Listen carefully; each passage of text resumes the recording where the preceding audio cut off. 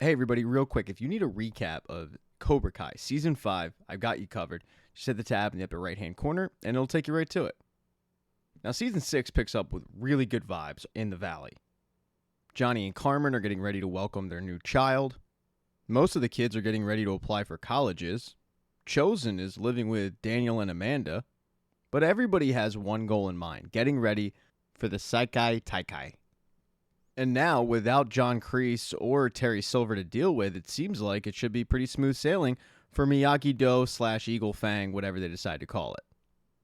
But both main senseis, we're talking Daniel and Johnny, have big plans for the Saikai Taikai. They feel like if they end up winning this thing, it could send their karate global. So you've got Miyagi-Do going worldwide, and Johnny has aspirations of getting Eagle Fang worldwide.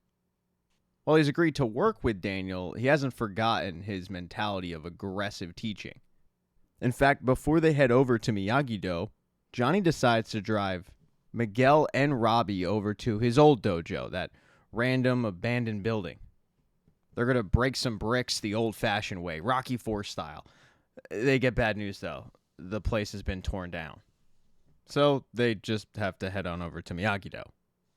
And it's not like they aren't all getting used to each other. I mean, this is a typical friends become enemies, enemies become friends become enemies again situation. But for the current moment, it's all big one happy karate family, and they don't have to deal with Cobra Kai anymore. But with this new family comes a new name, and most of the kids have decided that the new name of the dojo is going to be Miyagi Fang. And when I tell you that this logo is terrible, it makes Mr. Miyagi look like he was a character in Morbius, that horrible, horrible Marvel movie. And when Daniel sees it, he says, oh, absolutely not. He gets together with Johnny and Chosen and says, there is no way that I am allowing Mr. Miyagi to look like that on a poster. But for Johnny, he actually likes it. He feels like they'll be able to come to some kind of compromise, but Chosen, who sides with Daniel, is more stern about the fact that they're not doing this Miyagi Fang. No way. Chosen, though, takes it one step further. He says that the dojos should be called Miyagi-Do because that's the correct way of teaching karate. And he does make a good point. He says, well, it's not like Eagle Fang has an actual dojo to train at. Miyagi-Do is the only place. But this pisses off Johnny. The two get into a squabbling match, and they decide to settle it the next day on the mat. Nothing like a 65-year-old going against a 45-year-old with a bad back.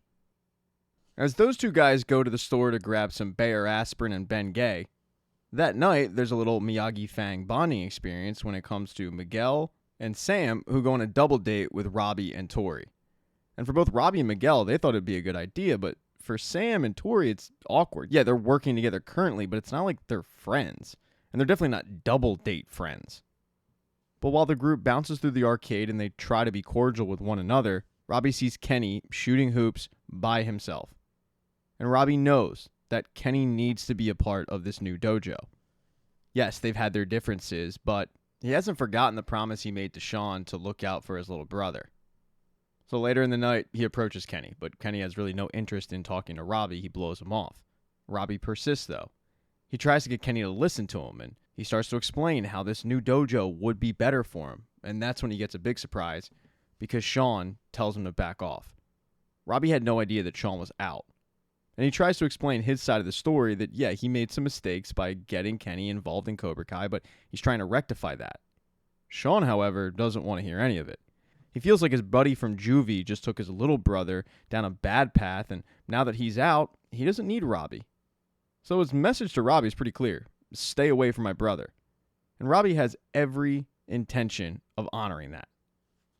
At least for 5 minutes, until he sees Sean and Kenny out in the batting cages and decides to shoot a shot one last time to get Kenny involved in Cobra Kai. The conversation, though, goes from Robbie talking to Kenny to Robbie strictly talking to Sean. Sean telling Robbie to back off, and Robbie saying, no, dude, I'm not going to. Your brother has so much pent-up anger, and if he lets it out in the wrong way, he's going to end up where we ended up, in juvie. Do you want that? When Sean tells him that it's not his concern, Robbie says, no, I disagree with that. And of course, they have to get into a fight. Unlike in juvie, Robbie doesn't strike first. He waits, but he defends himself. Miguel jumps in, but he does the same thing. Even Tori and Sam jump in. And in the end, it's pretty clear that Sean and Kenny are no match for Sam, Robbie, Miguel, and Tori. Even though all four of them kind of took it easy on them. They really just defended themselves. But Sean, realizing that they're going to lose this fight if they continue it, decides, you know what, it's not worth it. Let's just get out of here. And he leaves. He does, however, have to have a conversation with his brother because he did notice the fact that Robbie, Miguel, even the girls, they had open shots to take and they didn't take them. And he has noticed that his brother is really, really aggressive. So while he wanted Robbie to stay away, he encourages his brother to go and visit this new dojo, see what Robbie's talking about. Maybe it could be some good because he clearly has seen a change from the Robbie he knew in juvie. As most of the kids were getting into a fight that day, Daniel was trying to stop one. He went over to both Chosen and Johnny. He pitched them on not doing this stupid fight and just realizing we're all working for the same side, but neither one of them wanted to hear it. And when Daniel gets home, he starts telling Amanda, I don't know if this tournament's worth it. I mean, we entered the Saikai Taikai to stop Terry Silver, but he's out of our hair, and maybe going into this is going to really pull us apart. And that's when Sam walks to the door. She doesn't tell her parents exactly what went down, but she does say, it's weird. Me and Tori, feels like we crossed a little bit of a bridge.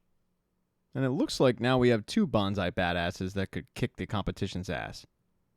And when Daniel hears all that, he thinks it could be a really good counter-argument for staying in the tournament. And while they thought that they won't have to deal with Cobra Kai in the Saikai Taikai, they might just have to, because as Johnny was leaving the hardware store where he was buying an axe, an actual axe, he got a text from an unknown number that said, show up at Coyote Creek. And he was convinced that it was John Kreese. But when he shows up, it's not John Kreese. It is Stingray. Stingray teaching karate to a bunch of middle schoolers under the Cobra Kai banner. He texted Johnny because he wants Johnny to help him. He wants to bring Cobra Kai back to the glory days, and he feels like Johnny is the best person to do that with. But Johnny's not interested. Cobra Kai almost ruined his life. He wants to leave that thing in the past.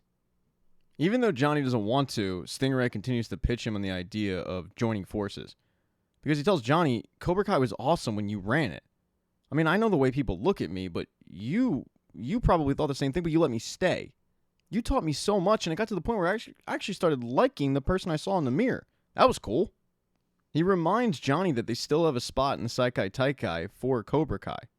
And to win the Saikai Taikai, you're going to need a badass sensei. And he doesn't think Daniel LaRusso is it, but he certainly thinks that Johnny Lawrence is. But unfortunately for Stingray, Johnny's a changed man. And the next day, when it comes time for that big showdown with Chosen, he shows up and he concedes. He gave it a lot of thought and he realized that Eagle Fang is just another version of Cobra Kai. Cobra Kai is John Kreese's legacy. He doesn't want to be a part of that. Plus, he's realized that working with Chosen and Daniel, it's made him a better sensei. He's willing to do whatever it takes to lead Miyagi-Do to victory. And he wants to make sure that it's Mr. Miyagi's legacy that lives on, not John Kreese's. Well, I'd love to tell you that they still didn't fight. They did. I don't know who won. It doesn't really matter. The dojo is once again united, and they get a new member. Kenny shows up the next day for training, and he's welcomed in with open arms. But while they train, John Kreese is laying the groundwork. He shows up in Korea. He interrupts a karate class where he tells them, tell Kim Daeon that Cobra Kai is back. In episode 2, John Kreese links up with Kim, and he's known her since she was a little girl. He learned how to do karate from her grandfather. So these two are old friends. But because John Kreese was behind bars, when Kim came over to help Terry Silver, he unfortunately didn't see her. She tells him that she came over to the States because she was blinded by the promise of bringing her grandfather's karate to the world, but that wasn't the case. And Kreese stops her and says, well, it still can be. Cobra Kai has earned a spot in the Saikai Taikai, so let's go win it. And while she would say yes, her grandfather, on the other hand, he's a different story, and Kreese is going to have to win him over. He pitches Master Kim on going to the Saikai Taikai as Cobra Kai, but Master Kim just says no. He starts blaming his granddaughter for the promises that she made when she left for America, the promises that she didn't keep because of Terry Silver. And he even gets pretty personal with his attack, saying, this is why you're never going to be a master. Kreese, however, continues to pitch Master Kim on the idea of going to the Saikai Taikai, but Kim laughs him off, and at one point he says, you were never a good student, in fact, you're not a good sensei. To which Kreese says, I'm not a good sensei, well, Did she tell you how one of my students dominated 4 of your students? And Master Kim actually likes this little bit of gumption, so he says, you know what? Yeah, I'll give you a chance. He sends Kreese on a death mission to find his family knife. This knife is located deep in the jungle in a cave that's protected by a cobra. And when Kreese gets there, he tries to grab the knife, but the cobra strikes and bites Kreese. And the poison quickly starts to take effect. He starts to have a fever dream.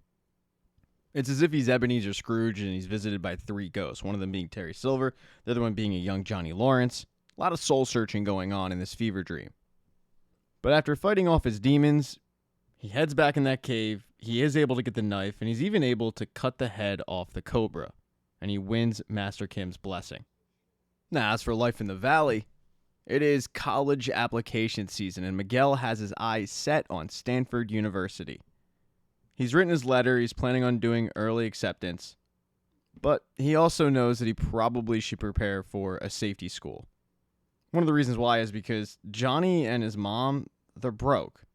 The apartment they live in just had a little bit of an issue when a septic pipe leaked and burst into their living room. They currently don't really have a place to live.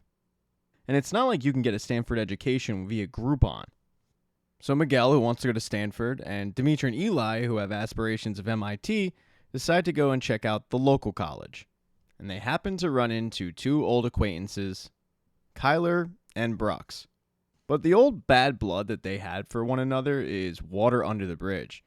Brooks and Kyler are actually happy to see Miguel, Dimitri, and Eli.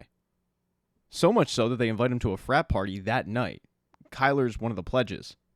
And as Miguel, Dimitri, and Eli are enjoying the ambiance, they just can't believe that Kyler has seemingly landed on his feet. He seems to be owning this college. That is until they see how he's treated as a pledge. It's as if Miguel has never heard of Greek life. He's shocked at how poorly Kyler is treated, but yet also amazed at how he just accepts it. Miguel approaches Kyler and is like, dude, that's really not cool what they're doing to you, but Kyler brushes it off and says, that's just the way they are, man. It's all right. Once I get into this fraternity, life will be good. Don't worry about it. But later on in the party, Miguel overhears 2 frat brothers say that they're not planning on inviting Kyler into the frat. They're really just using him as slave labor. And later that night, when they make Kyler eat food off the floor, Miguel steps in and says, guys, tell him the truth. And that's when the fraternity brother tells Kyler, yeah, we had a good run, but there is no way we were ever going to allow you in this frat. When Kyler hears this, he tells him, you're lost. But then he dumps a beer on him. Because Kyler, knowing karate, knows he can kick this guy's ass, and he does. All of the karate kids start a brawl in this frat house, and shockingly, they all win. They wipe the floor with these frat boys. At the end of the night, Kyler and Miguel actually go and grab a bite to eat. And Kyler confides in Miguel that he had these goals and these dreams, but he didn't stick to them. And he really regrets slacking off in life. And his advice to Miguel is, the safety school is always going to be there. Chase after the dream school. The 2 of them, though, get interrupted by a couple of other Greek members, but these guys are nice. They overheard of what happened at the frat house, and they actually invite Kyler into their fraternity. Because, well, they could probably use his particular set of skills. As Miguel was going to check out safety schools, Johnny was trying to find him a place to sleep. That septic pipe damage is brutal. He heads on over to the LaRussa household and he tells them all about the burst pipe and how right now he's got a bunch of people crashing in his tiny little apartment and he's hoping to find something better. And Johnny suggests bringing Chosen because he watches all these shows like Selling Sunset and Property Brothers. So Johnny and Chosen spend the day trying to find Johnny a rental property, and it does not go well. The first place they check out, Johnny loves, but he insults the realtor. And the second place they go, Johnny also likes, but it's the same realtor. And after the insult that Johnny gave him in the previous house, the realtor tells him, I'm never renting a house to you, ever. It's worth mentioning this realtor is a dickhead. But he's also completely clueless on who Johnny Lawrence is. And as luck would have it, the guy who actually owns the house is well aware of Johnny Lawrence and the lore of the All Valley tournament. He watched Johnny win it years ago. In fact, he's actually kind of starstruck. Johnny pitches this guy on being the renter of his house. Unfortunately, Johnny's credit is horrible and he doesn't exactly have a bunch of money. So the guy tells him, look, with a steady income and a solid deposit, I'll rent you a house. I have a couple of them, so let's just stay in touch. Now for Johnny, it's just a matter of finding a steady income, which he doesn't have.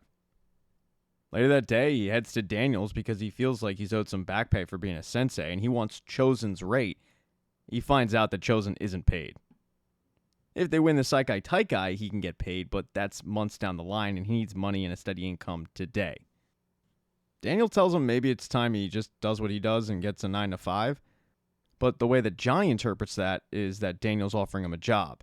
So the next day, he shows up in a suit and a tie, and he's ready to work at LaRussa Auto. Daniel, recognizing that Johnny's pretty hard on his luck at the moment, doesn't want to just turn him away. He wants to find him a job, but Johnny finds his own job because he ends up selling a car. And the person he sells it to gives Johnny a glowing recommendation. So the steady income appears to take care of itself because you're looking at the new sales associate at LaRussa Auto, John Lawrence. In episode 3, it's time to find out the gender of Johnny and Carmen's baby. They have plans on doing this big gender reveal party, but it kind of gets ruined because a package gets delivered early, the boys hear ticking, they get curious, they open it up, and they find out that it's a girl. Yay! That's cool. So Johnny's officially going to be a girl dad, and the best news is he's got plenty of opportunities to practice with Devin, with Sam, and with Tori. But he's noticed something with Sam and Tori. Since they've kind of found this common ground, they've lost that edge, that eye of the tiger, if you will. And it's not just Johnny who's noticed it. Devin notices it too. She turns to both Daniel and Robbie and says, "What the hell did you guys do?" And the boys take no responsibility. They just say, well, they're friends now. But Devin knows that this is a recipe for disaster, and so does Johnny. They know that if these two don't go hard in training, then they're going to get their ass kicked at the Saikai Taikai. So they have to formulate some kind of plan to get these girls angry. And Johnny thinks he has the perfect plan. He's going to enact it that night. He's going to host a slumber party. While Johnny and Devin prepare for this slumber party that they're going to host, Daniel's making space in the Miyagi shrine for Chosen.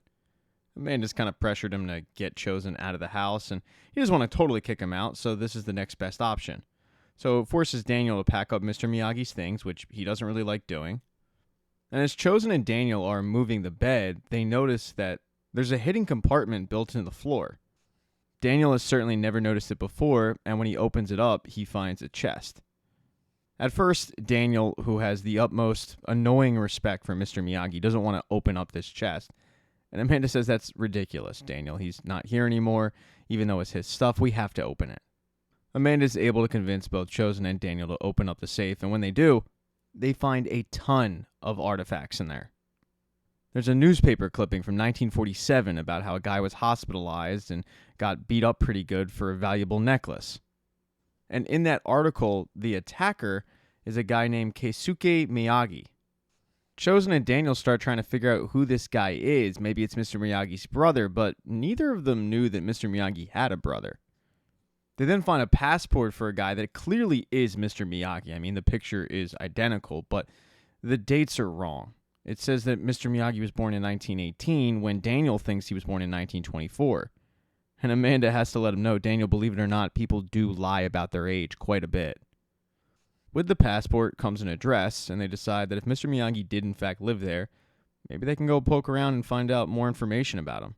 Because it's obvious that Daniel didn't know everything about his mentor. The address leads them to a boxing gym in a seedy part of town. And when they ask for the owner takes off running. That's because the owner thinks that Daniel's a member of the feds, and, well, he's back on his taxes a little bit, doesn't really feel like paying him. I don't blame him. Daniel and Chosen have to literally tackle this guy, explain they aren't the feds. They're just there to talk about Mr. Miyagi and his connection with this place. The good news is the guy does know who Mr. Miyagi is, because around those parts, Mr. Miyagi's a legend. Turns out Mr. Miyagi was a silent partner in this boxing gym, and he was really, really close with the current owner's grandfather. Daniel can't quite figure out, though, why Mr. Miyagi would use this place as an address and why he would have a fake name. And the guy that runs the gym lets him know that usually that's an indication people have something to hide. Daniel takes offense to this and says back, Mr. Miyagi had nothing to hide. And the guy that runs the gym says, well, then why did he flee the country? Miyagi fled America because of something about a robbery? He needed my grandfather to help him get lost. That's when Daniel pulls out the newspaper clipping from the 1940s and the story connects. Mr. Miyagi was clearly the guy that stole the necklace. The owner of the gym can tell that Daniel's really upset about this, and he says, look, man, we all make mistakes. Your guy messed up, but all I can tell you is my grandfather trusted Miyagi with his life, and he didn't throw that kind of praise around. When Daniel gets home later that night, he's still shook by this revelation. The idea that Mr. Miyagi wasn't the choir boy? Oh my God. Daniel's just having a really, really tough time with the fact that his mentor made a mistake roughly, carry the 5, add the 2, 77 years ago. I mean, folks, Daniel is legitimately hurt he feels lied to. And Amanda and Chosen both try to make him feel better. They remind him of the fact that Mr. Miyagi was a good man, but now Daniel's kind of questioning everything. As Daniel was finding out that Mr. Miyagi was the bad boy from Okinawa, the bad boy from the Valley, Johnny Lawrence, was trying to get his 2 star pupils to kind of unleash their anger a bit. And the reason why he chose the sleepover is because he remembers back in high school, Allie would go on these sleepovers and she'd come back and there would just be nothing but drama and conflict because people would talk, rumors would spread. So Johnny feels like this would be the perfect opportunity. And he tries, folks. I mean, he really tries to create this drama. He takes cell phones, he pretends to be Miguel, he pretends to be Robbie. But the thing is, he sucks at it. Sam and Tori are able to figure out exactly what he's doing. Tori and Sam confront both Devin and Johnny about this, and Devin owns up to it but says, we were trying to make you get your edge back. And Johnny pipes in and says, I want you guys to hate each other, but in a friendly way. And both Tori and Sam are so disgusted that they just say, we're going to call an Uber. As the girls are waiting for their Uber, though, Johnny's plan starts to actually take effect. The girls start talking, and they start talking about their past, rehashing old things that they probably shouldn't be talking about. When Devin and Johnny step outside, they see that both Sam and Tori are about to really, really kick off a huge argument. And in the past, they probably would have. They probably would have come to blows. But these two have matured, and Sam just apologizes for what she did to Tori back in the day, and everything's squashed. No matter how hard Johnny tried to get these two girls to not like each other, they just don't fall for it. Even though it seems like Johnny failed, the next day at practice, Johnny actually came through. Tori and Sam get on the mat, and they start fighting angry. They're not rivals, but they've definitely gotten their edge back, and it's something that is welcomed by both Devin and Johnny. Practice, however, gets interrupted when the big announcement comes from the Saikai Taikai of where it's going to be held. That year's Saikai Taikai will be held in Barcelona, Spain, and all the kids are super pumped to go. The only issue is the head of the council announces that only 6 students from each dojo will be permitted to attend, which means that there's going to be a lot of kids from Miyagi-Do that get left out. So now, who makes the cut?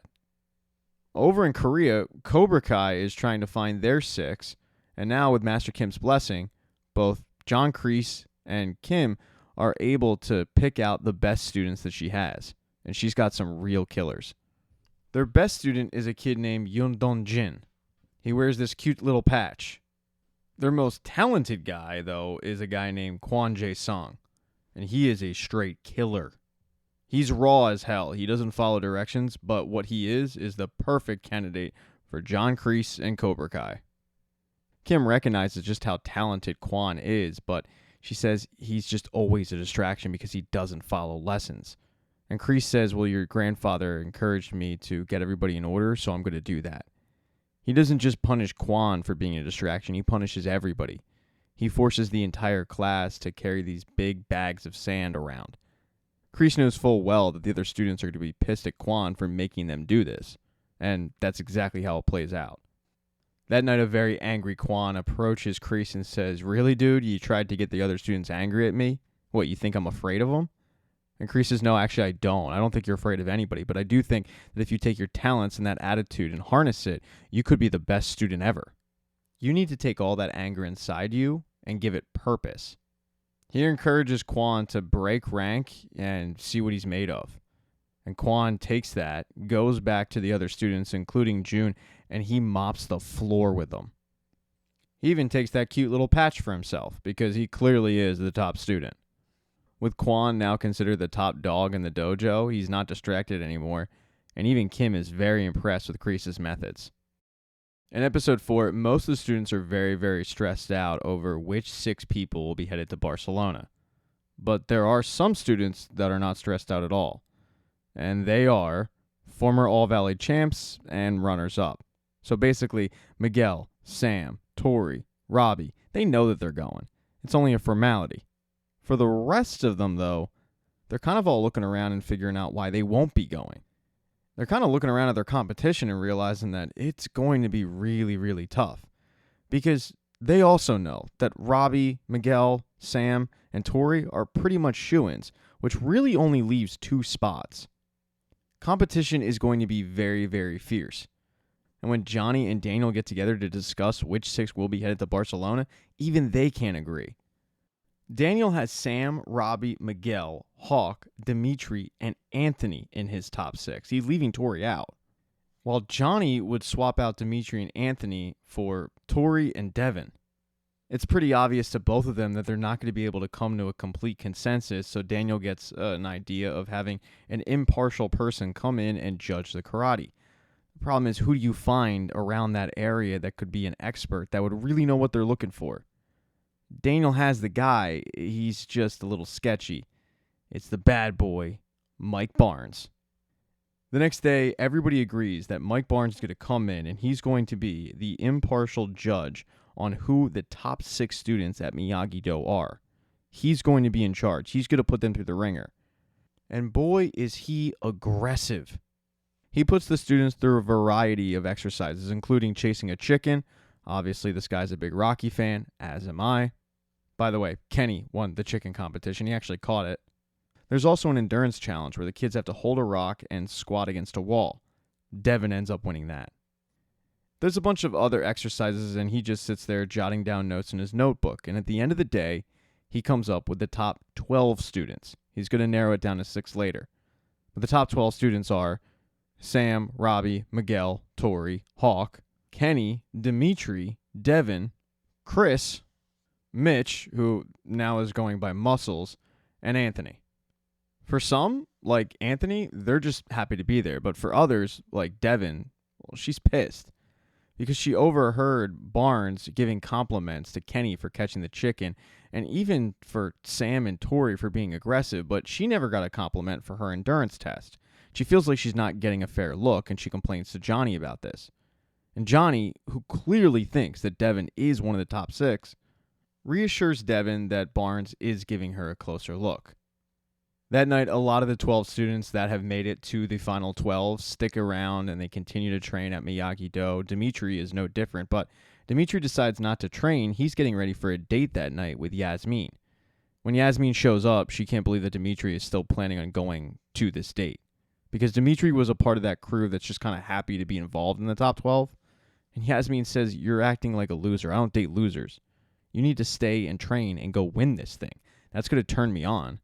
And Dimitri, wanting to turn on his girlfriend, I understand why, by the way, but Dimitri, who wants to turn her on, says, "All right, fine, I'll stay and I'll train, and I'm going to make it in the final 6. And now he's got a whole different mindset heading into the next day. The next day's training is primarily going to be a capture the flag type game, but the kids are all wearing flags. You have to use your karate skills to capture as many flags as possible, and then it's going to be decided on who the final 6 will be. Before they kick off the game, Johnny goes over to Barnes and says, "Hey, make sure you're taking a look at Lee." But Barnes doesn't take kindly to that. He doesn't want to be pressured to take a look at one student over the other, so he kind of dismisses Johnny. But during the competition, Johnny continues to point out Lee, and it gets to the point where Barnes has to look at him and say, "Dude, back off." And while Johnny and Barnes are having this conversation, Barnes is missing Lee actually perform and do well. And as soon as Barnes looks at Lee, she's getting flags taken from her. It's very, very frustrating for Devin. At the end of the competition, it is clear to Barnes that the top 4 are Miguel, Tori, Robbie, and Sam. The other two, he's going to go back to his notes and he's going to decide that night who those people are, and he will let everybody know the next day. But for Johnny, he can't wait for the next day. He has to find out that night. He goes over to Barnes' shop, and at first he apologizes for being a little bit aggressive towards Devin, but it doesn't take too long in the conversation for Barnes to figure out that the real reason why Johnny's shown up is because he wants to know if Devin made the cut. And Barnes says, no, she didn't. In fact, she was one of the worst students that you have. These two alpha males start exchanging insults, and it's not too long before they're throwing elbows at each other. And what's really stupid is they're doing it near an active table saw. I mean, this is a word to everybody out there. If you're going to get into a karate fight with somebody, make sure the table saws are turned off. It's just a recipe for disaster. And luckily, no limbs were cut off in this scene. But at the end of it, Barnes is shocked because Johnny comes out on top. I mean, Johnny kicks his ass. It gives Barnes a newfound respect for Johnny, and he says, I was really just looking for a fight. I wanted to get that aggression out, but you're probably right. I'll go back in my notes, and I'll give Lee a fair shake. The next day, when it comes time to find out who the final two going to Barcelona will be, Barnes calls everybody into the forest. He announces that he went back in the night, and he looked and gave everybody a fair shake, and what he decided was the competition is way too close to call. So he's hidden 2 flags in the forest. It's a no-holds-barred competition. Go find the flag and return it, and you're going to Barcelona. That means people like Dimitri, people like Kenny, people like Devin, they all have a shot at going to Barcelona again. Barnes gives everybody about 5 minutes to prepare, stretch, go to the bathroom if they have to, and then the competition will kick off. For Devin, you would think that this news would be good, but it's not. She's worried. She looks around at her competition and she realizes that people like Kenny, they're faster. Dimitri's bigger. Hawk is Hawk. She's worried about her chances. Johnny, though, gives her a pep talk and reminds her that she is a true badass, and she needs to get ready for this competition. The competition, though, seems to be secondary on Dimitri's mind. The main thing on his mind is MIT. He's applied for early acceptance. He's really excited about it because he and Eli have been talking about going to MIT since they were in middle school. MIT is something that Dimitri has not shut up about, and it's really annoying to Eli. Because after they went to the local college, Eli realized that he had been so set on MIT that he hadn't given any other schools a look, and he wants to. Not like he wants to go to that community college, but he figures that he probably should give some other schools a shot. He, though, didn't know how to break it to Dimitri that he hadn't applied to MIT yet. So right before the competition kicks off, and Dimitri is questioning Eli on whether or not he's subscribed to the MIT robotics emails, finally Eli says, dude, I didn't apply. And he starts to explain himself, but Dimitri is so upset about it that he doesn't want to hear it. He feels like it's been an act of betrayal because they agreed to do this years ago, and now, well, Eli's backing out. And no matter what Eli says or how he tries to explain it, Dimitri's pissed. They both go their separate ways because they have to get ready for the competition. And when the competition kicks off, it is a fierce battle to the flags. Devin is able to get one of the flags, but it's only at the expense of Kenny. And it wasn't like Devin defeated him with karate. Kenny was done in via X-Lax. Somebody spiked Kenny's water bottle, and it forced Kenny to run back to the camp where he didn't quite make it to the porta potty in time. It was very, very embarrassing. Kenny is convinced that it must have been Anthony because in the previous day, he got a cheap shot in on Anthony. He busted him up. He gave him a bloody nose. And while he was apologetic, the bad blood is still kind of simmering. It's still there. So he was convinced that Anthony's revenge was to give Kenny spiked water. But it actually wasn't Anthony at all. It was Devin. Devin wanted to go to Spain so bad that she cheated. And she is very relieved when she hears Kenny cursing out Anthony. As for the other flag, that came down to Dimitri and Hawk. And Dimitri was certainly not over the whole MIT slight, and he takes it out on Hawk. Hawk takes it a little easy on Dimitri, and it comes at his expense because Dimitri is able to kick him down, grab the flag, return to camp, and Dimitri will be headed to Spain. As everybody's heading to the cars to leave, Johnny and Daniel meet up, and Daniel says, Johnny, you feeling good about this? I mean, Hawk's not going, and we both know that Hawk should be going. By the way, I heard about your little fight with Barnes. You just had to eagle fang your way to what you wanted, huh? And Johnny shoots back, Yeah, even with the Miyagi-Do patch on my back, I'm going to fight for the people I care about. And Daniel throws his hands up and says, look where that got us. I mean, do you honestly believe this is our strongest team? To which Johnny says, yeah, I think they can handle anything. And Daniel looks at him and says, I hope you're right, because we have no idea what we're up against. In episode 5, all the kids head to Miyagi-Do that day for practice. Eli, Dimitri, Sam, and Miguel start talking about their college decisions, and Miguel's a little stressed out because he hasn't heard from Stanford yet. And when Eli tries to make him feel better by saying, well, Dimitri hasn't heard from MIT, Dimitri cuts in and says, oh, yeah, no, I did. I got in. And then he just starts gaslighting all of them, making stuff up, saying, why are you guys look all surprised? I mean, I worked my ass off to get into MIT. And then he throws all his vitriol at Eli's direction. To say Dimitri's a little defensive right now is an understatement. The two other people that are over in the corner training are Tori and Robbie. And Tori had a really interesting morning. She headed to the hospital to get the latest on her mother, and her mother is doing much better. So Tori was really in a good mood when she left the hospital, but then she ran into a familiar face in the parking lot, John Kreese. Kreese wants to get his champion back, and as Tori tells him, I'm a champion, but I'm not your champion.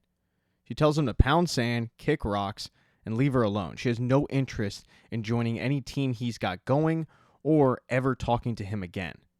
She doesn't want the word to get out that she's still in contact with John Kreese, so she makes Robbie swear that he won't tell anybody about this interaction, and Robbie says, yeah, no problem, I'll keep it under wraps. As all the kids gather for that day's lesson, there is one noticeable absence, and it's Kenny. Nobody's heard from him since the embarrassment of the forest. Johnny and Daniel, though, get all the kids together, and they say that now the last thing to do is to formulate the team captains, guy captain, girl captain. They think it's only fair that the top 2 men and the top 2 women go against each other. So that means that Miguel will be going against Robbie and Sam will be going against Tori. It's a rematch of the All Valley. For that day, Johnny's going to lead the training, which Daniel didn't know was the plan. But Johnny says, dude, don't worry about it. You just train them tomorrow. Don't worry, we're all under the same banner, right? Miyagi-Do. And at first it seems like it starts out like that, but Daniel isn't a fan of Johnny's methods, let's call them. I mean, in one instance, he's firing beer bottles at the kid as they try to balance on a raft. It's Miyagi-Do, but it's with a Johnny Lawrence twist. Either way, Daniel has to complain about something that night, so when he gets in front of Amanda, he starts to complain about Johnny overtaking the lesson. Daniel tells Amanda that ever since they found out there are only 6 spots and 2 captains, Johnny's worst impulses are rushing back. If Mr. Miyagi could see what he's done to Miyagi-Do, he'd be mortified. And Amanda says, well, maybe you're right. I mean, how do you really know? After we found out about Mr. Miyagi, anything's possible. But Daniel gets all defensive and he says, I know who Mr. Miyagi was, and this is not what he would have wanted.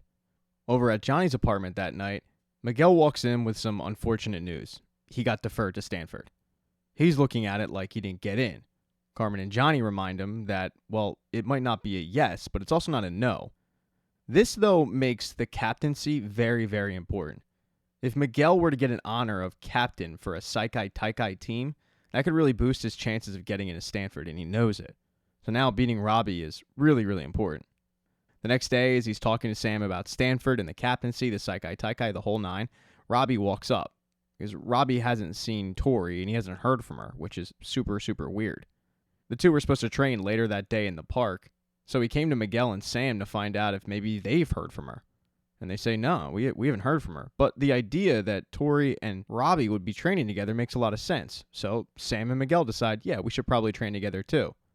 That day's training, though, is going to be run by Daniel, as agreed upon by Johnny. Although when it actually comes time to run the training, Johnny feels like he's getting sabotaged.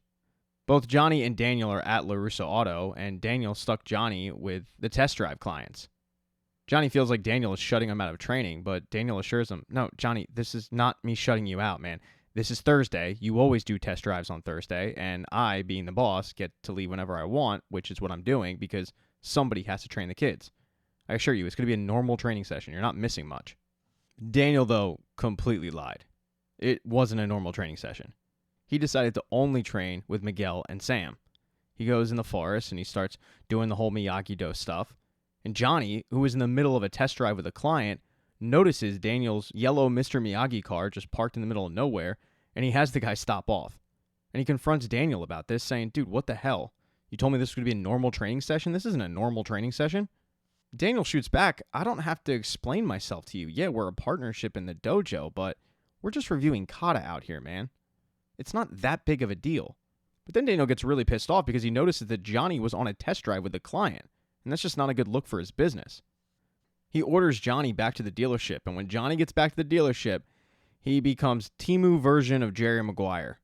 He stands up, he says he's going to start his own dealership. Who's coming with him? Well, shockingly, nobody comes with him. But Amanda gets him off the table and into an office and asks him, what the hell's going on? And a very pissed off Johnny explains the situation, and Amanda is able to calm him down by saying it's not that big of a deal, but also letting him in on the fact that Daniel's going through a lot right now with Mr. Miyagi. They found this box, and turns out he wasn't the saint that Daniel made him out to be, so Daniel's a little bit on edge. Cut him some slack. And Johnny says, yeah, okay, I will. After training in the forest that day, when Miguel heads home, he runs into Robbie in the quad. Robbie tried to get in touch with Tori all day to no luck. They were supposed to train in the park, but it forced Robbie to train by himself. And that training by himself gave him a lot of time to do some soul searching. Robbie's finished second year after year after year. This is really his first chance to be a winner, and he knows it. And Miguel just wants to make sure that there are no hard feelings. But a couple words get said that get misinterpreted the wrong way, and it just gets awkward between the two. It only gets broken up when Carmen comes out and says, hey, I made burgers if anybody wants one. But nobody wants burgers. Everybody wants revenge. Now, this is really going to shock you, but when Daniel gets home that day, he complains about Johnny. I mean, he whines his ass off. And Amanda has to let him know, it's all right. Don't worry about it. You're making too much out of this whole situation. Get ready for tomorrow's competition. That's the important thing here. So when Johnny and Daniel get to the dojo the next day, they do have a different mindset thanks to Amanda. They both apologize for the previous day's drama. They remind each other that they are fighting for the same thing here, and they want what's best for the kids. And because of that, Daniel's going to ref the boys' fight to keep Johnny out of it because he's attached to these kids, while Johnny is going to ref the girls' fight. The only problem is, one girl isn't there. Tori's not there. Tori's been missing for a few days. And that's because after running into John Kreese and getting home that night, she found her mother dead. She's been grieving since the moment, going through a really, really tough time. But she hasn't told anybody. Nobody knows what Tori's going through. So when Tori shows up in the middle of Daniel and Robbie's fight, Devin looks at her and says, wow, you're here. Are you all right? And Tori just says, yeah, I'm fine. Robbie's able to win the boys' fight, and then comes the girls' fight. Sam and Tori have come a long way in their feud, and they do seem to be friends, but there's a different look in Tori's eye. You see a little bit of it in the fight when Tori gets a cheap shot on Sam, and Sam is very confused about this. But as the girls continue to fight to the 3 points, Amanda gets a call from the hospital because she was the next in line to get contacted about the death of Tori's mother. And she finds out what Tori's going through. And she tells Daniel, and Daniel steps in right before Tori is about to bash Sam's skull in. And he stops the fight. And no one can understand why. Tori's pissed off. Johnny's very confused. He thinks that Daniel's just on a power trip. And when Johnny says, why are we stopping this fight? Finally, Tori yells, because my mom died. That kind of changes the entire mood of everything. Most of the people there feel like this isn't a good time for Tori to be fighting. The only person that thinks that Tori should be fighting is Johnny, because it's Tori's decision. And Tori wants to fight. She says, my mom would want this right now. Let me fight. But everybody else just thinks it's not a great idea, and Daniel thinks that Tori doesn't really have the right mental state for this. Daniel tells Tori that they can do this another time, but Tori gets so pissed off, she just quits. She storms out of Miyagi-Do, and she says, I'm done. And that means that they have an opening. But before they announce the opening, Daniel and Johnny have to get into it. This has been simmering for a couple days now, and with Amanda out of the picture, the bad blood boils over into a big argument. Johnny feeling like Daniel didn't have a right to step in and stop that fight if Tori wanted to fight, and Daniel saying that's not what's best for the kids. But it culminates in Daniel punching Johnny when Johnny says that Mr. Miyagi wasn't some saint. Johnny doesn't retaliate, though. He just looks at Daniel and says, I'm going to finish this for those kids out there. But once the Saikai Taikai is over, me and you, we're done. We're through. The two senseis then head outside and announce that Hawk will be replacing Tori in the Saikai Taikai.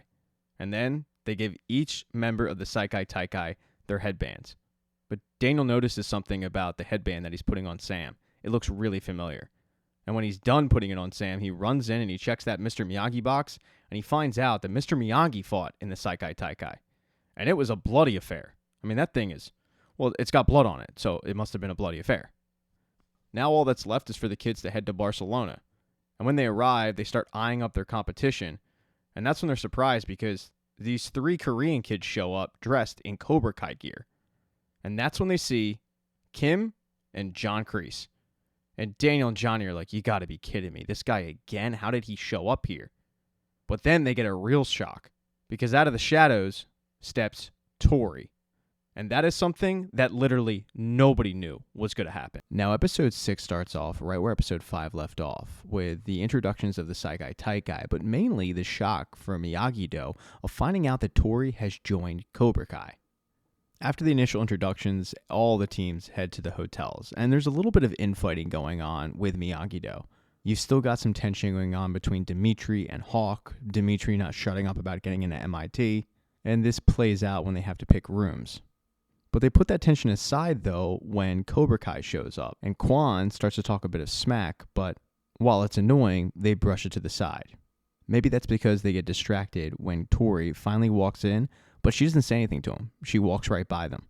She doesn't want to talk to him. And that might be because Tori is only there with Cobra Kai out of necessity. She never felt like she was going to get a fair shot with Miyagi-Do, especially with Sam. She didn't think she would be captain. It's not like she wanted to team up with Kreese. She's not a huge fan of Kim, and Kim lets her know as soon as she arrives at the hotel that she didn't even want her on the team. So it looks like there's not only infighting going on with Miyagi-Do, there's a little bit of infighting going on with Cobra Kai because of Tori.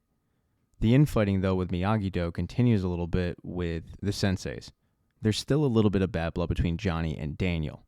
I mean, Johnny flat out lets Daniel know, we're here next to each other, we're not here together. Johnny wanting to take Kreese out at the knees, and Daniel saying, no, you represent Miyagi-Do. But even with a little bit of tension, they end up rooming together, and they end up going to the cocktail party that night, where Daniel's main objective is securing sponsorships for Miyagi-Do, which means he needs Johnny to be on his best behavior.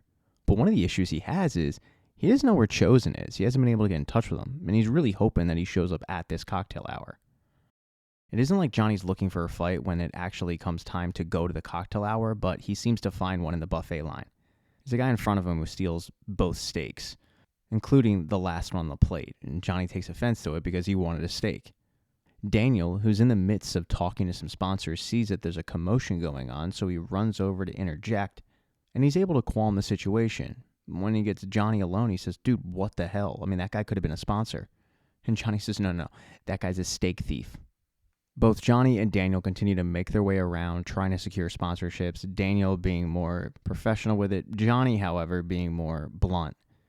It's while doing this tactic that John Kreese walks up and interrupts Johnny's, we'll call it a sales pitch.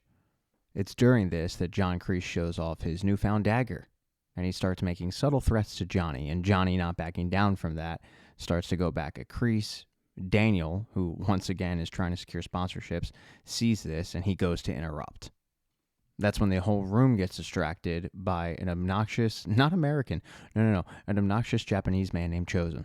He comes in drunk, yelling the Miyagi-Do name. It's a pretty embarrassing look for Miyagi-Do.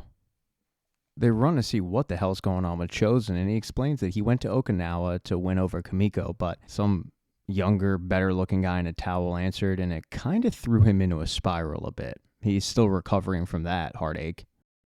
After getting Chosen under control, Daniel goes back to trying to secure sponsorships. He's talking to one sponsor that is in charge of the equipment for the tournament, and Gunther, the head of the tournament, is also there as well. That's when Daniel decides to take out Mr. Miyagi's headband. He asks if they know anything about it, and they can both tell that it's really old and it's official Saikai Taikai, but yeah, they don't know much. Gunther tells him that there is one man who might know about it. It's someone named Master Serrano.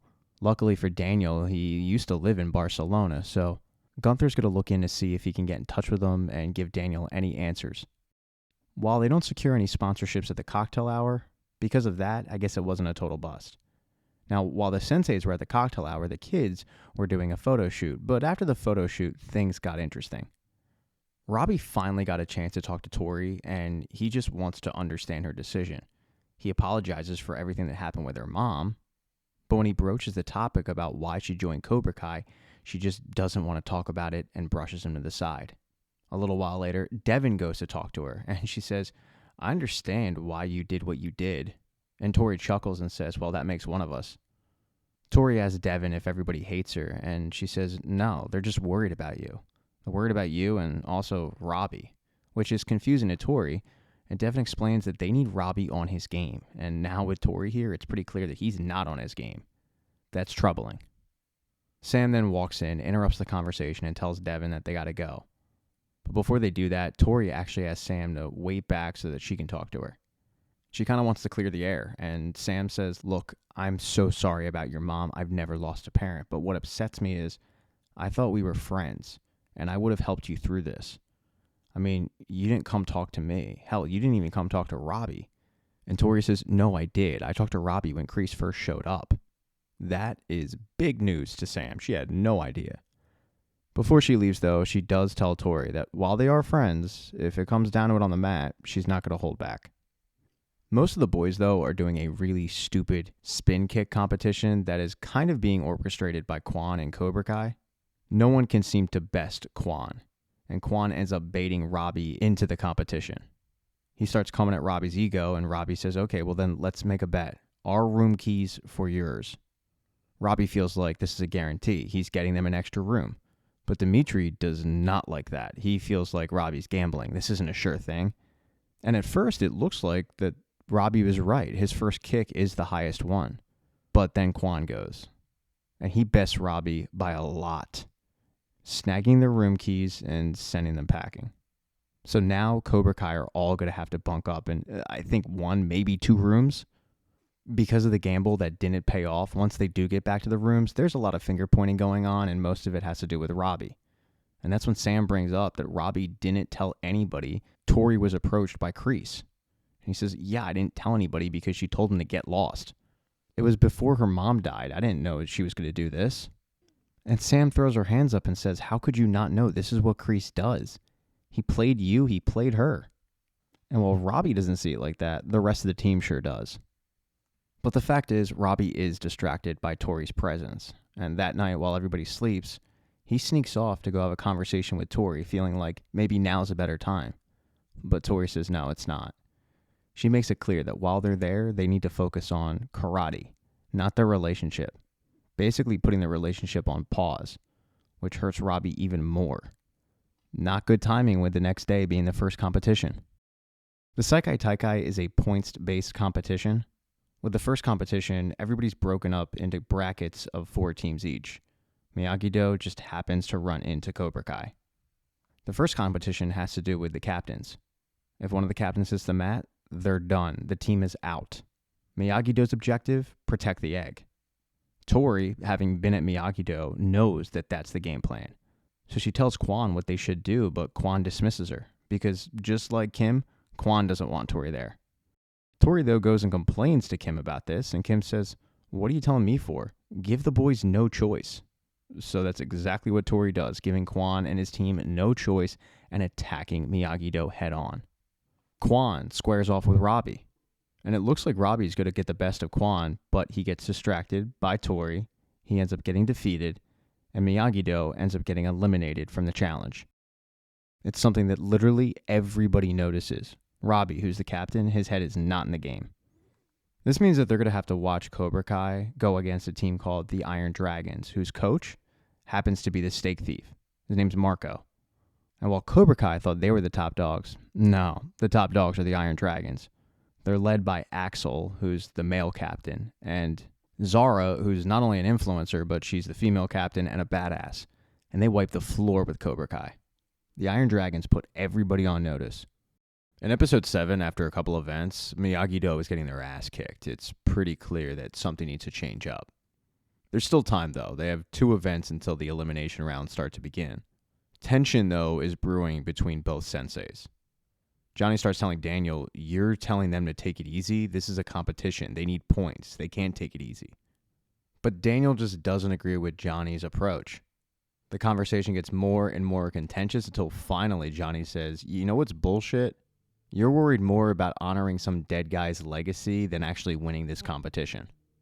You can tell this really upsets Daniel and he wants to say something, but the front desk woman says, "Excuse me, Daniel LaRusso, I have something for you." And when he goes over and looks at it, it's a note from Master Serrano saying that he's willing to meet with Daniel.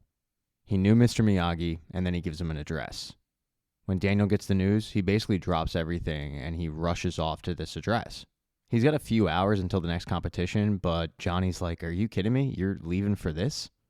And the answer is yes. Daniel is leaving for this. He thinks he has enough time to go meet with Master Serrano and then come back. The tension, though, between what style to adapt for this tournament isn't just between the coaches. It's also between the competitors. While Sam and Devin are taking the elevator up, Sam makes a comment that Johnny needs to get on the same page with her dad. And Devin, who's a ride-or-die Johnny Lawrence chick, says, "Well, maybe your dad needs to open up to Johnny's teachings." The fact is, Miyagi-Do is a splintered mess right now.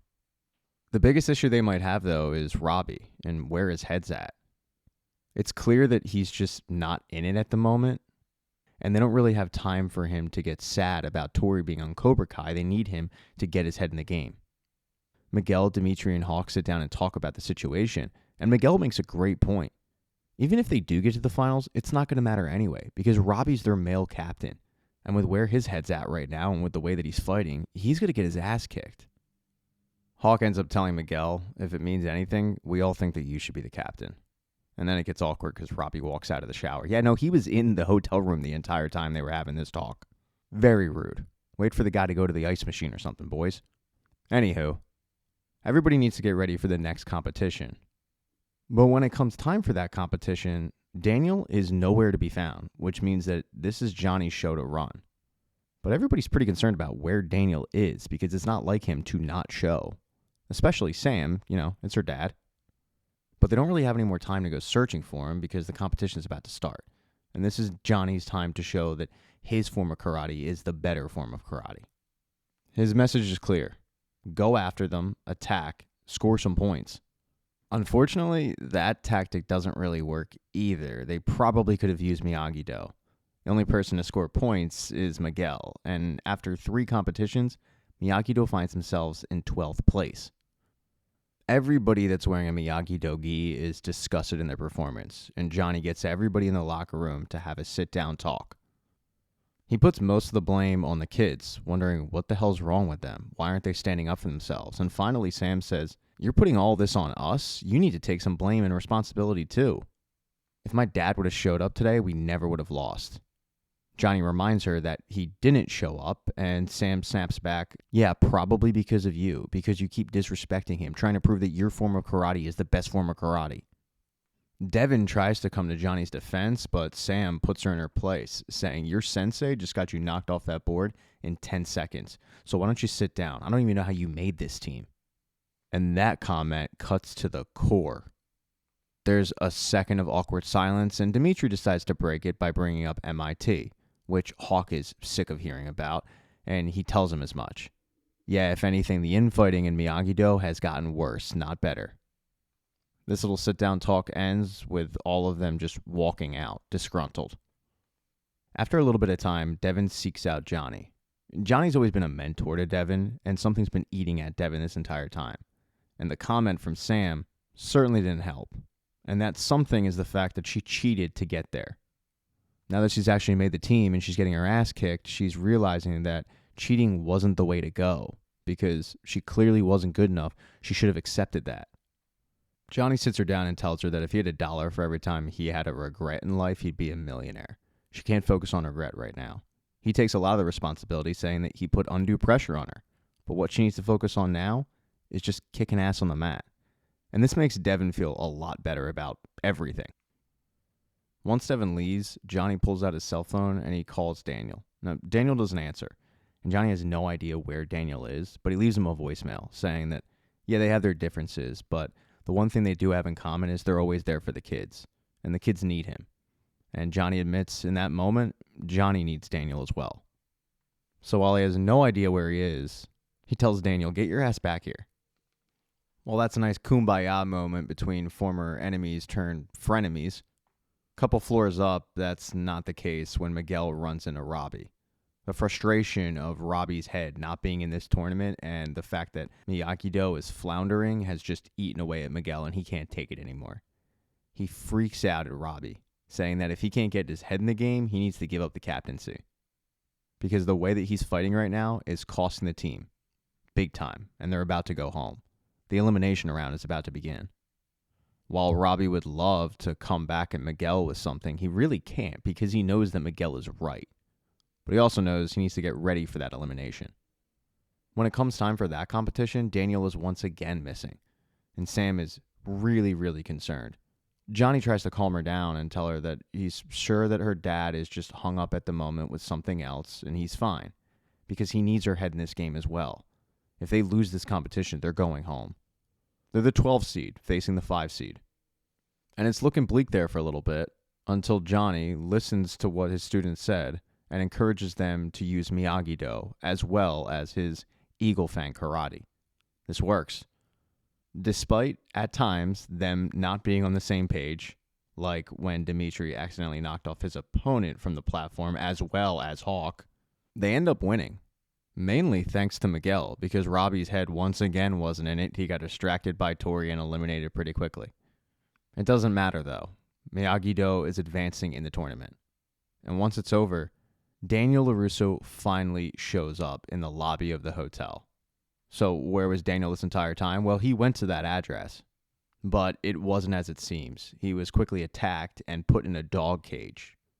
He wasn't quite sure why this happened, but he knew he needed to escape. He was able to pick the lock, beat up his captors pretty good.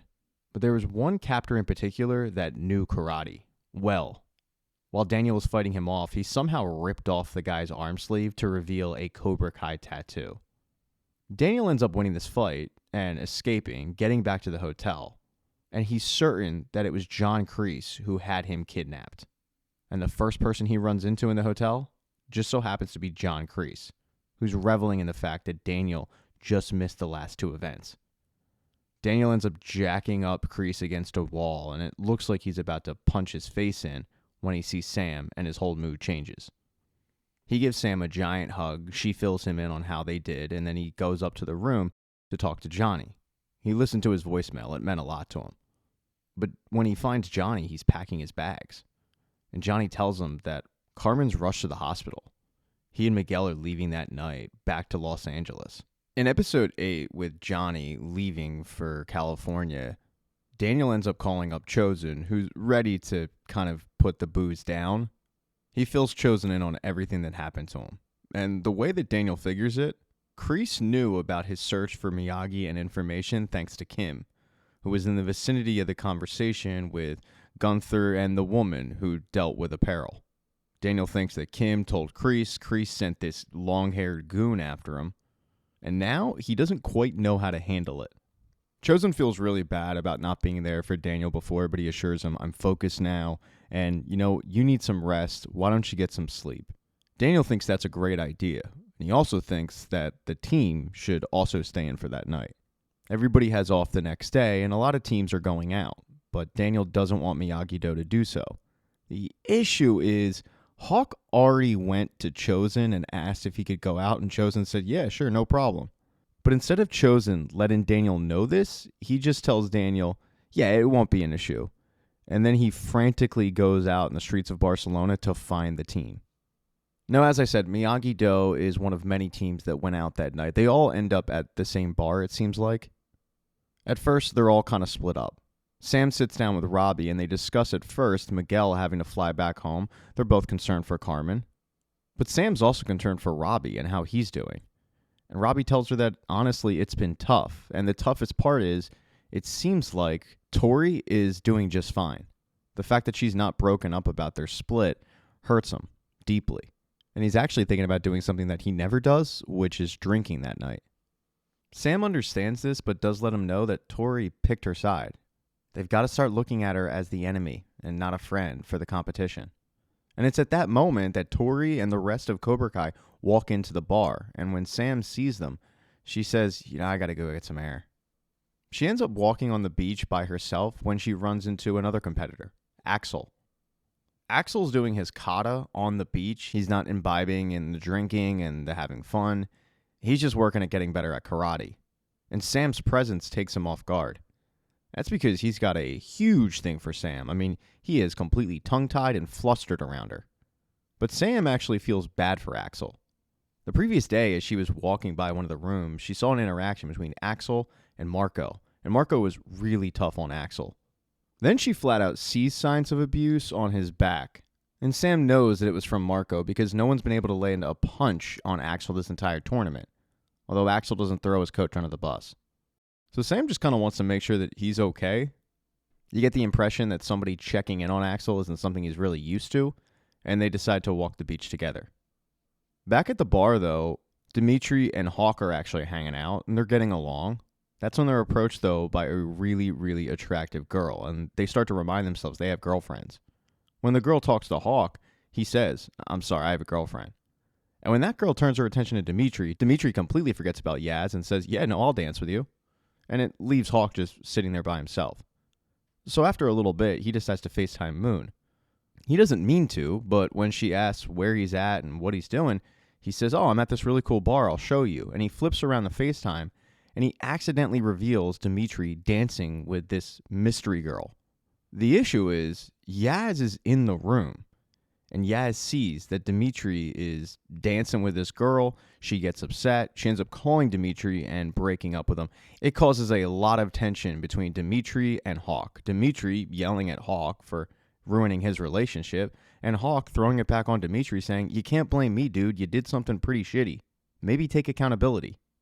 He complains to Devin, who is standing next to him, about the fact that Dimitri can't take accountability, and the accountability line perks Devin's ears up.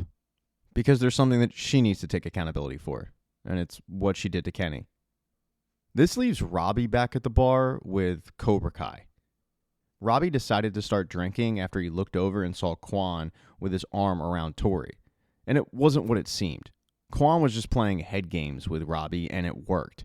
It causes Robbie to actually start drinking rum and cokes. It's even more awkward because Tori is at the end of the bar, and Tori and Robbie are just kind of staring at each other. Eventually, Tori just says, "I'm getting out of here." And Quan realizes that it has to do with Robbie. So to poke the bear even more, Quan goes over to Robbie and tells him, "Don't worry, I'll keep her warm tonight." And Robbie wants to throw down with Quan right then and there, but he realizes that he can't because he'll get kicked out of the tournament.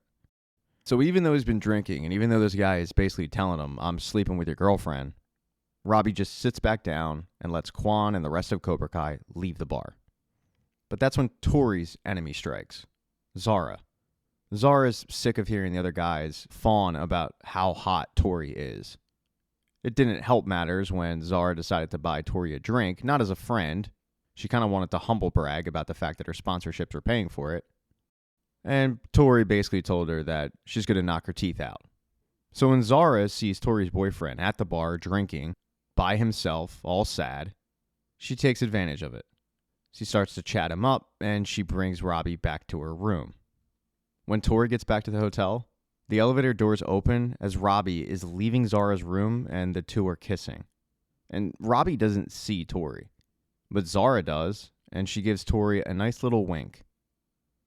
As for the other members of Cobra Kai, the boys, Quan and his team end up running into Sam and Axel, who are just kind of getting to know each other, walking the streets, and they start to make fun of the fact that these two people that are supposed to be enemies have seemingly put it to the side for the night. Now, all Sam and Axel want to do is get back to the hotel, but Quan is going to make that difficult. The more that Quan starts to get in Sam's face, the more that Axel wants to defend himself. And one of Quan's teammates can tell this, so he decides to attack first. But Axel's too much. Sam and Axel kick the crap out of Quan's teammates. Quan never ends up facing any of them before they start to hear police sirens and both groups go their separate ways. Sam and Axel run to the beach just to avoid getting caught. And as Sam is catching her breath, Axel goes to kiss her. But Sam pulls away and says, "I'm sorry if you got the wrong idea, but I have a boyfriend." And this is super embarrassing for Axel, who basically runs back to the hotel. Now, two people that none of the kids ran into that night were Chosen and Kim. Both senseis went out to the streets of Barcelona looking for their teams, knowing that Cobra Kai, Miyagi-Do, and I'll even throw the Dragons in there, being in the same bar with alcohol, that could be a recipe for disaster. Because of this, Chosen and Kim end up running into each other at the first bar. They give each other dirty looks, they exchange some unpleasantries, and then they run into each other at the second bar, where Kim is trying to find her students, and two drunk tourists tell her, yeah, I saw teenagers, but they start to hit on Kim. Kim, utilizing her skill set, throws one of them down and tries to get the information of where the kids are out of them. And that's when Chosen does the same thing to the other tourist. This does work. They end up getting the location of the bar where the kids were seen. But that's when Chosen decides to get in Kim's face about what happened with Daniel, blaming her, thinking that she had something to do with it. And Kim says, I have no idea what you're talking about. But Chosen doesn't really buy that at all. Both of them then head to the bar, but they find out that the kids aren't there and no fights were reported, which is a big relief. They then start chatting, but it's a little contentious. As the conversation gets more and more heated, more sexual tension is building up. Because this is a karate show, karate gets thrown in there. But after some hot moves, some punches that don't land, the two end up kissing, making out. It's hot, it's steamy. And then they do a mistake that every adult does. They go have sex on the beach. Like, there's sand in places that it's uncomfortable. I don't recommend it for anybody. But they end up spending the night together is the point. You do get the feeling that Kim really, really needed this because she's too wound up. The next morning, the two wake up, they go get coffee, and they both agree that this can't happen again. The relationship has to stay professional. They're in a tournament against each other, even if what they did twice was fun. But as they're talking, a guy walks by who fits the description of the person who attacked Daniel. He's got the Cobra Kai tattoo. He's got long hair. So Chosen and Kim follow this guy back to the hotel. Both of them assume that they're going to catch Kreese in the act of talking to this goon. Chosen ends up calling Daniel down to the lobby. Kim ends up calling Kreese down to the lobby. There's a lot of grandstanding going on, but Kreese denies knowing who this person is. But when everybody walks into the room that Chosen and Kim saw this goon walk into, they're shocked. Because the goon wasn't hired by Kreese. The goon was hired by Marco, the head of the Dragons. When Daniel questions him why, he finds out why. It's because all of this has been orchestrated by Terry Silver, who's back. Now, over with Johnny, before his flight takes off, he calls up Amanda and says, I need you to find Kenny Payne right away and put him on a flight to Barcelona. Miyagi-Do needs another fighter, and Kenny Payne would be perfect. The issue is when Amanda goes over to Kenny's house, he tells her, I'm not going. And the main reason why is what Anthony did, or what Kenny thinks Anthony did. Amanda had no idea about any of this. And when she goes home, she looks up the video that Kenny told her was out there, and it is a really embarrassing video. Anthony's cracking up about it, but Amanda doesn't find it funny. And Anthony tells her, I had nothing to do with it, but Amanda doesn't care. She demands that Anthony go over to Kenny's house and apologize, because whether he did this or not, the fact is, Anthony has been torturing Kenny since he arrived in town. So Amanda drives Anthony over and waits in the car. But Anthony doesn't apologize. In fact, he ends up chastising Kenny for ratting him out to his mom. And the two end up getting into a tussle on the porch. And that's when Amanda has to get out of the car and she yells at both of them. She explains that this stupid little war that they have is not going to end until someone decides to end it and just be the bigger person. And it doesn't seem like that's going to be Anthony because he just walks off. Amanda, however, doesn't leave Kenny. She sits down on the porch, she talks to him about difficulties in life, and after a little bit, Anthony returns with a bag. He asks to speak to Kenny alone, and he ends up apologizing, realizing that what his mother said is true. He needs to be the bigger person. He has been a dick to Kenny, and he's decided to make amends by drinking a bunch of laxative. As Anthony starts to drink it, Kenny gets a phone call from Devin. Hawk, talking about accountability, just aided her, so she decided to call Kenny, tell him what she did, and apologize for everything. And while she feels really good about it, and Kenny's not mad about it, the damage to Anthony is done. He's drank the laxative, and it's only a matter of time before he blows up a bathroom. But this gesture ends up squashing the beef between Kenny and Kenny will be heading to Barcelona. As for Miguel and Johnny, their flight from Barcelona to California was rough. The stress of what was going on with Carmen aided both of them. They got into it at times, then they got into it with a couple passengers at times. But when they arrive in California, they're both good. They head to the hospital and they find out that Carmen is fine. She just needs bed rest. And while they're planning on staying there in California with Carmen, she says, no, you guys have to go back to Barcelona and win the Saikai Taikai. So Kenny won't be the only one headed to Barcelona. Johnny and Miguel will be heading back as well. In episode 9, you learn all about how Silver found Marco. He got out of prison and his lawyer got the judge to drop all the charges. He started looking for other dojos that were in danger but were also available to go to the Saikai Taikai, and he found Marco's. Marco is horrible with business. He was in debt. He had lost his dojo, so going to Marco with an offer made perfect sense. And the offer was simple. He was going to front the money for Marco and the Dragons to go to the Saikai Taikai. All he wanted in return was for them to embarrass Cobra Kai and Miyagi-Do. Once the Dragons did that, he would essentially give Marco his dojo back. And that's an offer that was too good for Marco to pass up. While just about everybody in the room wants a piece of Terry Silver, he gets up and goes to a massage. And Kreese is about to stab him with that dagger, but it's Kim who gets in the way and says, not yet, after the tournament. She's condoning murder, it just has to wait. When Johnny arrives back in Barcelona with Miguel and Kenny, he's pumped up.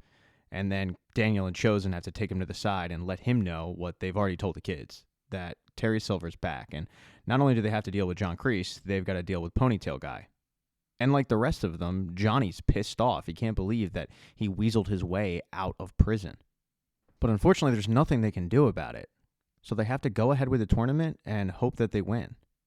After this little talk, Daniel does pull Johnny aside. He thanks him for the voicemail, but he also lets him know that he's thrilled that Carmen is okay. And it seems like both senseis are on good terms. While that was going on, Devin was giving a face-to-face apology to Kenny for what she did. And Kenny had a lot of time on the plane to think about it, and he forgives Devin because she's always been really nice to him. But the fact that he just willingly forgave Devin, puts up a red flag to Dimitri. He doesn't trust Kenny. He thinks that Terry Silver coming back and Kenny coming back at the same time, it's fishy. He knows that Terry Silver would be up to something, and the way to take down a dojo would be to put a mole in there. And he thinks that Kenny is a mole. He tells Sam, he tells Hawk, and he's making a really compelling case. So when it comes time for the next event, that is in the back of their heads, that Kenny might be working for the opposition. And this event is team-oriented. It has to do with tagging in your teammates to help out. When it comes time to tag in Kenny, they don't do it. They completely ignore him. And they lose. Now they are one loss away from going home for good. With the loss, there's a lot of finger pointing. Everybody's pissed off. Miguel questions why Hawk didn't tag in Kenny. And Hawk's honest and says, he just got here. You expect us to trust him already? Which Kenny takes offense to. So Dimitri just calls him on it and says that he thinks he's a mole, which Kenny takes even more offense to. He can't believe that he just flew across the world to help them win, and this is the way he's being treated. But the infighting is put to an end when Robbie gets in the way. He takes responsibility for the loss. He tells him that it's not Kenny's fault. And then he storms off because he's pissed. The fact that Miyagi-Do is seemingly falling apart isn't going unnoticed by the coaches. And Daniel makes the point that they haven't even faced Terry Silver's team yet, and they're already falling apart. His head games are clearly working. And Johnny says, well, if he wants to screw with us, let's screw with him right back. But Chosen has a better idea. To have Kreese do the dirty work for him. Kreese has been carrying around that dagger like I carried around my hologram Charizard card back in 1999. It can't get out of his possession. So when he leaves it in his locker, Chosen sneaks in, steals it, and leaves a flyer for a massage. This works because once Kreese goes in and sees that his dagger's missing with the massage coupon, he hunts down Terry Silver and he punches him in the face, demanding to know where it is. And in typical Silver fashion, he laughs it off. He has no idea what he's talking about. But Kreese wants blood. He's only stopped when Gunther gets in the way and warns him that he'll kick him out of the tournament. And Kim has to calm him down. But this little plan to get Kreese and Silver at each other's throats does work. Now all they have to do is fix their own team. And Miguel is well on his way to doing that. He knows that Robbie needs to get on his game, and what they've been doing to Robbie isn't working. Just like Kenny, he had a lot of time on that plane to think, and he realized that he's being an asshole to Robbie. So he apologizes. He gives him a pep talk, and he tells him that when the time is right, he is going to come up big for this team, just like he's always come up big. And that is why he's the captain. On the other side of the floor, Robbie's girlfriend, or maybe ex-girlfriend, Tori, She's just standing there minding her own business when Zara comes up and starts live streaming, saying how she's dominating the competition, and Tori is sick of hearing it.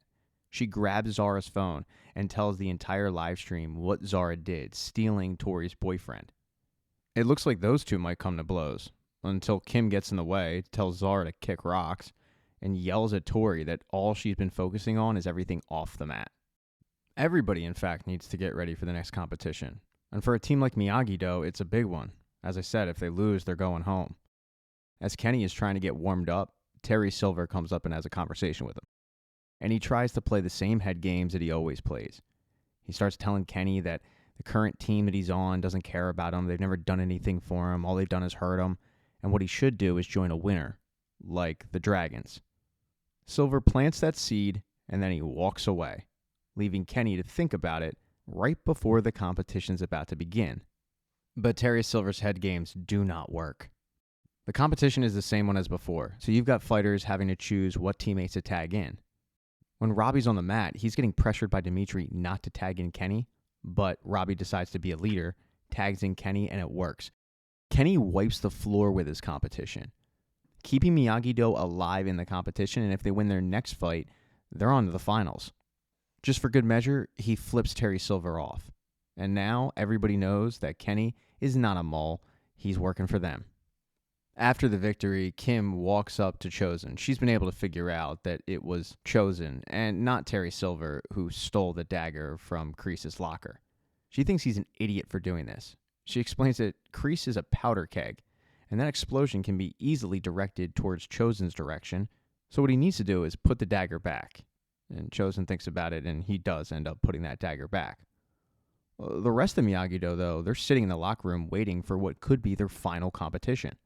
And it's all sinking into them that this could be their final competition, that they've come a long way, that they've fought a lot. In fact, they fought a lot with each other. And that's when bridges start being built, fences start being mended, hugs start being given. It's a beautiful moment. And it ends with Robbie leading a Miyagi-Do chant. They're fired up as they go into the final fight.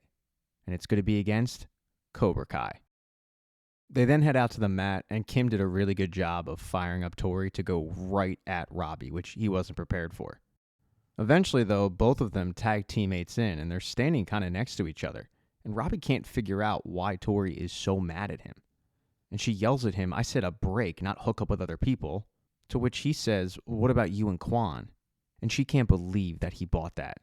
She tells him that that was nothing, that Quan was messing with him, and he got played. And that infuriates Robbie. So when he gets tagged in, he wants Quan, and he destroys him. I mean, he embarrasses the hell out of Quan. Miyagi-Do is advancing, and Cobra Kai is going home. The Dragons also advanced, and Terry Silver walks up and congratulates Daniel, but he's also come bearing gifts.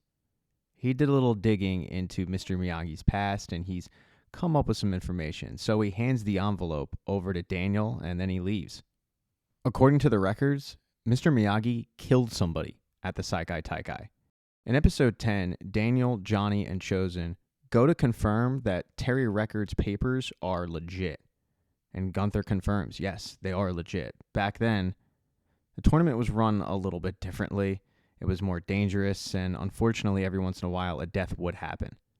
And you can tell this crushes Daniel. While his friends are there for him, they also have a tournament to get ready for. And for some teams, they have a plane to get ready for. That team being Cobra Kai.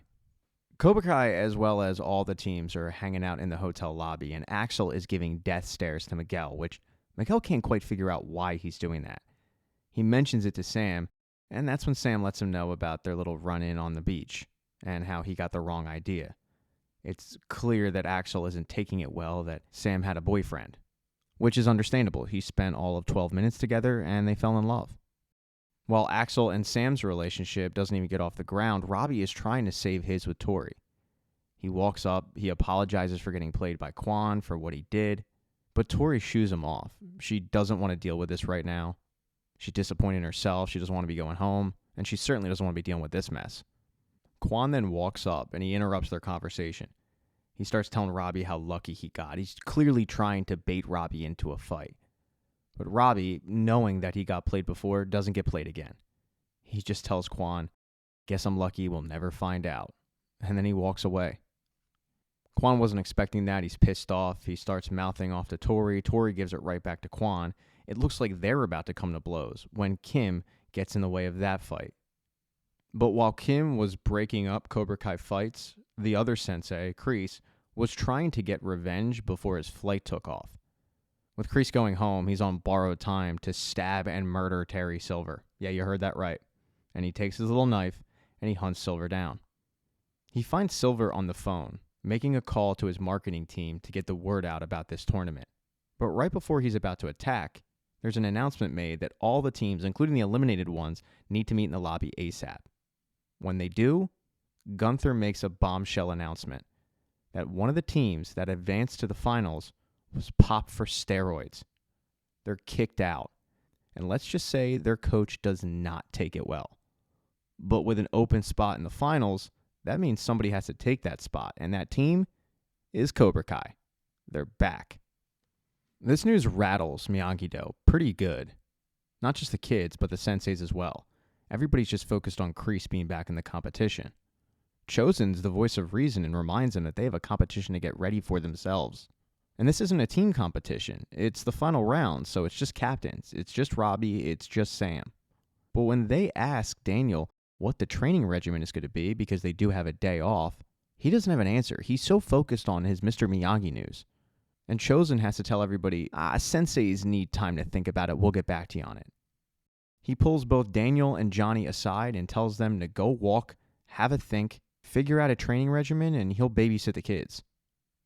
Johnny and Daniel then head to the beach. They start walking, talking. Unfortunately, though, neither of them are in a great mood, and it boils up into an argument again. Yeah, they've put water under the bridge, but when both of them are annoyed, the bridge floods. They come pretty close to fighting on the beach when Miguel notices it and puts a stop to it. He sits both of them down and he gives them a pep talk on why they're great senseis, how they've saved a bunch of kids, how they've put them on a better path. He turns both of their moods completely around, 180, and when they leave that beach, they're focused on winning the Saikai Taikai. And that's when you get a nice training montage that lasts about 7 minutes. It's intense. The next day, they all head to the final round. It's 4 teams left: Miyagi-Do, Cobra Kai, the Dragons, and a team that you've barely heard from, which means that they're not going to do much. This is broken down into 3-minute matches, and you can score as many points as possible. While Miyagi-Do appears to be ready for this competition, Tori is not. Her head's not in it, and it's clear to Kim that her head isn't in it. As Tori is watching Zara dominate her competition, Kim walks up and starts to give her a little bit of pep talk, but it doesn't really work. Tori turns it on Kim, asking if all of this was worth it. Being pushed so hard, giving up your personal life, your possible dreams. And Kim instinctively says yeah, but it's obvious that Kim's never really thought about how much she truly has given up to the sport of karate, and how winning this competition means everything, and if she loses it, then what has her life amounted to? Kim just once again doubles down on this, telling her that it was absolutely worth it, and walks off. Zara easily wins her competition and makes it clear that she's looking forward to fighting Tori. But then the next competition rolls around, and it's Robbie versus Axel. And this is Robbie's toughest test yet. Robbie throws everything he's got at Axel, and none of it works. Axel's way too good.